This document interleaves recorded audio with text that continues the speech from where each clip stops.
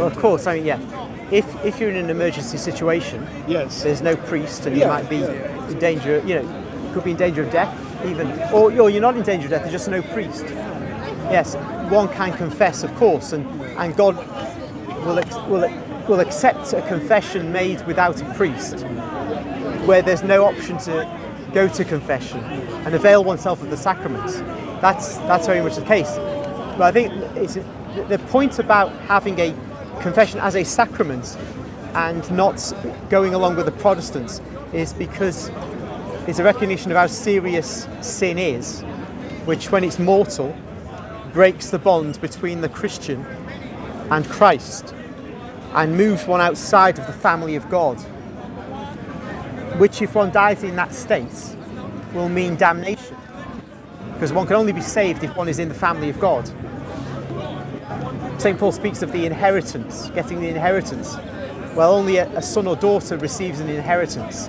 If the son and the daughter is cast out of the family, they won't get any of the inheritance.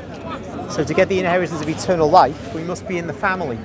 And to come back into the family, it must be via a good confession and the absolution. Now, the absolution is extremely important because it brings the person from being an outcast to being back into being a member of the family, and therefore belonging to that which has the inheritance of eternal life. When the Protestants speak of being saved, of course it's absurd in the sense that they say, therefore they're guaranteed going to heaven. But we can speak of being saved in the sense that we're in God's family. So we're in the state of salvation.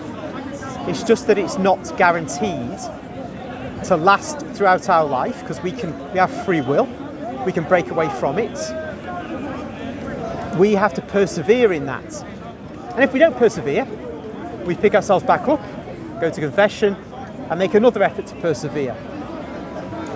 And by the grace of God, we will die in that state rather than in the state where we're outside of the family of God.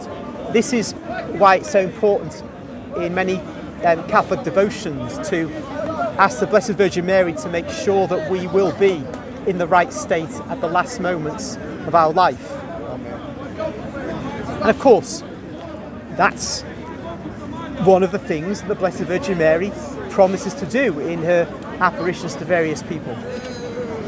We can have confidence then in our church, because if the Mother of God is promising to do something, then we can be sure that her promise will be fulfilled, because she is the Mother of Christ, the Mother of God the Son.